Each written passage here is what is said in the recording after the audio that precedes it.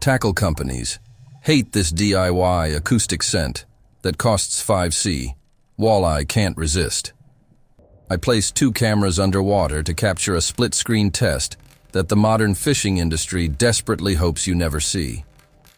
On the left side of the screen was a premium $20 hard plastic jerkbait loaded with heavy tungsten rattles, jerking and clacking loudly through the dark water.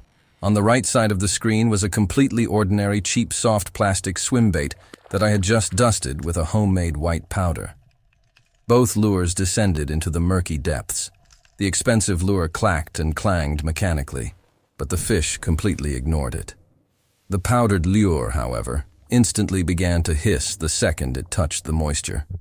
It started releasing a steady, rhythmic stream of microbubbles into the water column. From out of the dark shadows, a massive walleye surged upward, completely bypassing the $20 metal rattle bait and violently inhaled the fizzing white powder. Why pay $20 for loud, unnatural metal rattles when you can make a 5-cent acoustic scent that predatory fish can hear from far away?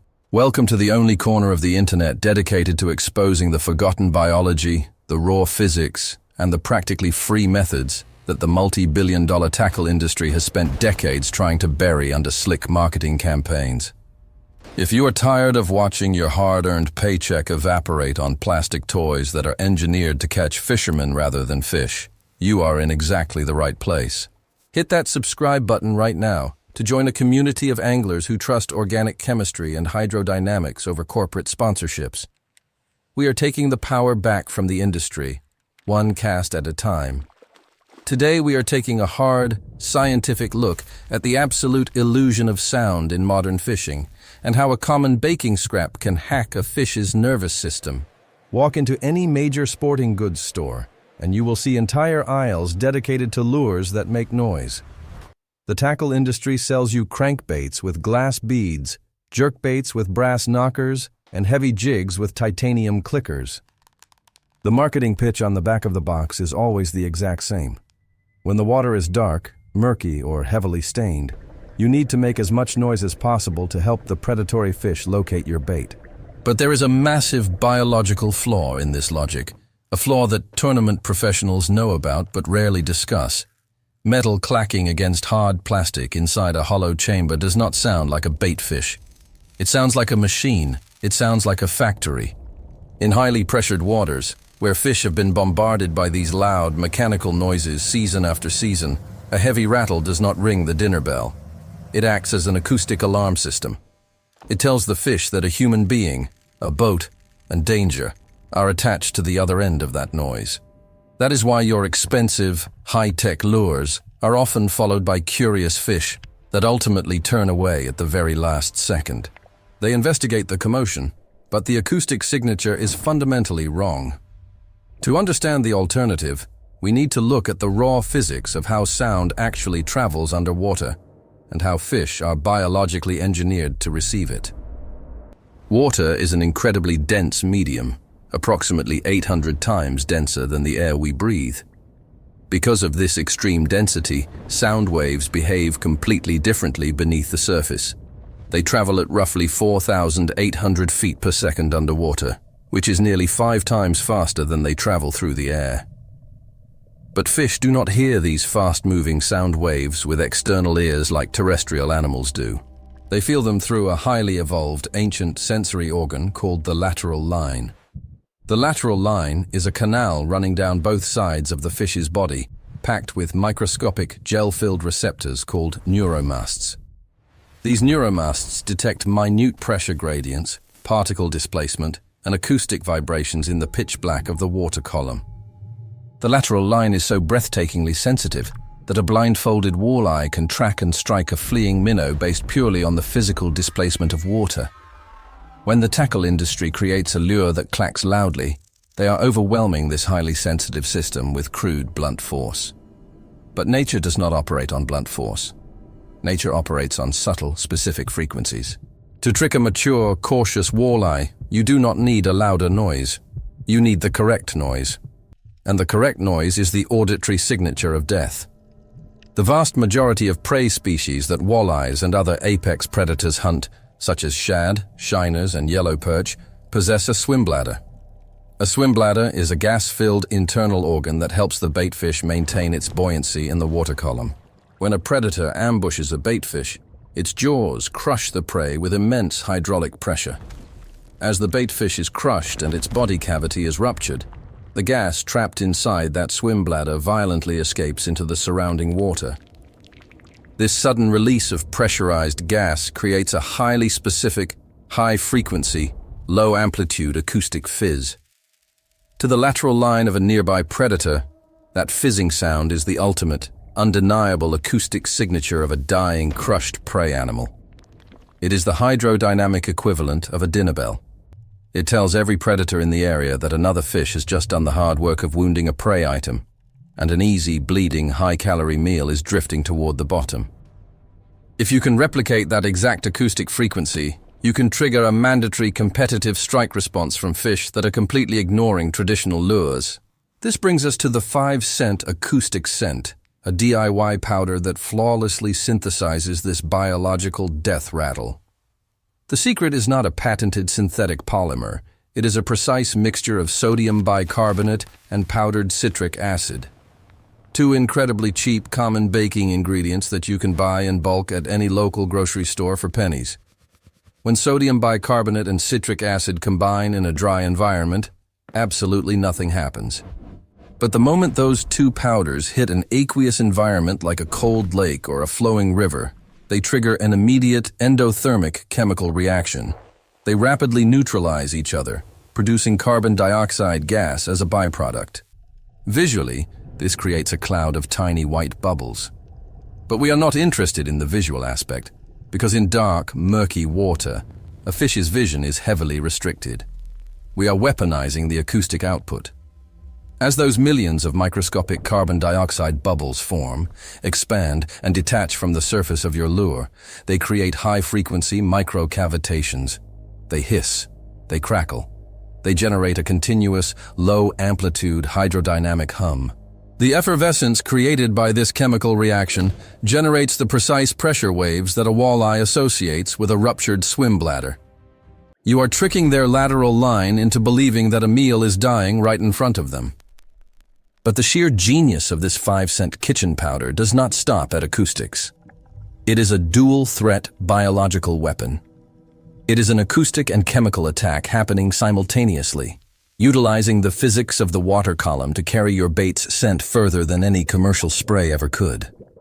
If you are using a base bait that has any natural scent, like a piece of cut bait, a live nightcrawler, or even a soft plastic that you have soaked in a natural organic oil, the effervescent powder acts as a physical delivery mechanism. Under normal conditions, oils and scent molecules can be incredibly slow to disperse, especially in cold water where molecular diffusion naturally slows down to a crawl. Scent gets trapped near the bottom, completely unnoticed by fish suspended just a few feet higher. But when your powdered bait hits the bottom and the chemical reaction ignites, those thousands of rising carbon dioxide bubbles act like tiny physical elevators. They scrub the scent molecules off the surface of your bait and carry them violently upward through the entire water column. As the bubbles rise and pop, they spread the scent horizontally and vertically, creating a massive three-dimensional chemical corridor. You are deploying an acoustic trigger that literally pushes the smell of the food straight into the fish's face, pulling predators from distances that traditional static baits simply cannot reach. The multi-billion-dollar tackle industry is fully aware that microacoustics and fluid dynamics are far more effective than loud, mechanical metal rattles. But they face an impossible corporate dilemma. They cannot patent sodium bicarbonate. They cannot copyright citric acid. They cannot put a shiny holographic label on a raw chemical reaction that costs you 5 cents to mix in an old plastic container, and they certainly cannot charge you $20 for it. Their entire financial model requires you to remain dependent on their factories. They rely on your frustration, and they profit immensely from your lack of biological knowledge. If this realization makes you look differently at the hundreds of dollars sitting inside your tackle box right now, then you belong in this community. We rely on everyday anglers to share this suppressed knowledge before it gets drowned out by sponsored tournament coverage. I want to hear your story. Drop a comment below right now and tell me about the loudest, most expensive, most hyped-up lure you ever bought that completely failed you on the water. How much did it cost? And how fast did you realize it was a gimmick? I read every single one of your stories, and the experiences you share in the comments often become the foundation for our next major field test. Here is exactly how you bypass the corporate supply chain and build this acoustic scent system at home today. Go to the baking aisle of your local grocery store. Buy a box of pure baking soda and a small container of food-grade citric acid powder. You will also need a tiny amount of standard cornstarch. In a dry, airtight container, such as an old pill bottle or a small Tupperware, mix 2 parts baking soda with 1 part citric acid. Then, add half a part of the cornstarch. The cornstarch acts as a natural, organic binder. When it gets slightly damp, it turns into a light paste that helps the bubbling mixture adhere tightly to the smooth surface of your soft plastics or the slick skin of your live bait. Shake the bottle vigorously until the 3 white powders are completely and evenly blended. You must keep that bottle sealed tightly in your tackle box. Do not leave the lid off. Any moisture from the humid morning air or a wet boat deck will prematurely activate the chemical reaction and ruin your entire batch, turning it into a solid, useless brick. Keep it dry, and it will last you for months of fishing trips. When you arrive at the lake and locate your structure, the deployment requires discipline. Wet your soft plastic lure or your natural bait in the lake water. Shake off the heavy excess drip so it is just damp, and then dip the wet bait directly into your container of powder. Roll it around until it is fully coated. When you pull it out, you will see a thin, dry, white crust adhering to the outside of your presentation. Cast it immediately into your target zone. Now you must fight your instincts. Do not aggressively jig, rip, or pop the bait through the water column. If you retrieve it too fast, the friction of the water will strip the powder off before it can fully react. Let the bait sink naturally to the bottom and let it sit relatively still. Let the chemistry do the heavy lifting. As the water penetrates the cornstarch binder, it activates the baking soda and citric acid. The acoustic fizzing begins, the scent elevators start rising, and the microcavitations send high-frequency pressure waves slicing through the dark water. Wait for the tap. When the walleye hits, it will not be a tentative nibble. It will be a fully committed, aggressive strike, driven by millions of years of evolutionary programming. The modern fishing industry has spent decades constructing a highly profitable narrative that separates you from the raw, natural science of the aquatic world. They want you focused on the color of a plastic shell, the brand name on the packaging, and the decibel level of a glass rattle. But apex predators like the walleye have survived since the Ice Age by tuning into the microscopic, silent frequencies of life and death in the water column. By replacing a $20 mechanical toy with a 5-cent chemical reaction, you are stripping away the marketing and speaking directly to the ancient, hardwired instincts of the fish. It is time to stop funding the quarterly earnings reports of massive tackle corporations with your hard-earned money. Mix your own powder, respect the physics of sound in water, and watch as that silent white crust turns a dead, frustrating day into an absolute feeding frenzy. Keep your hooks sharp, trust the raw chemistry of nature, and I will see you on the water.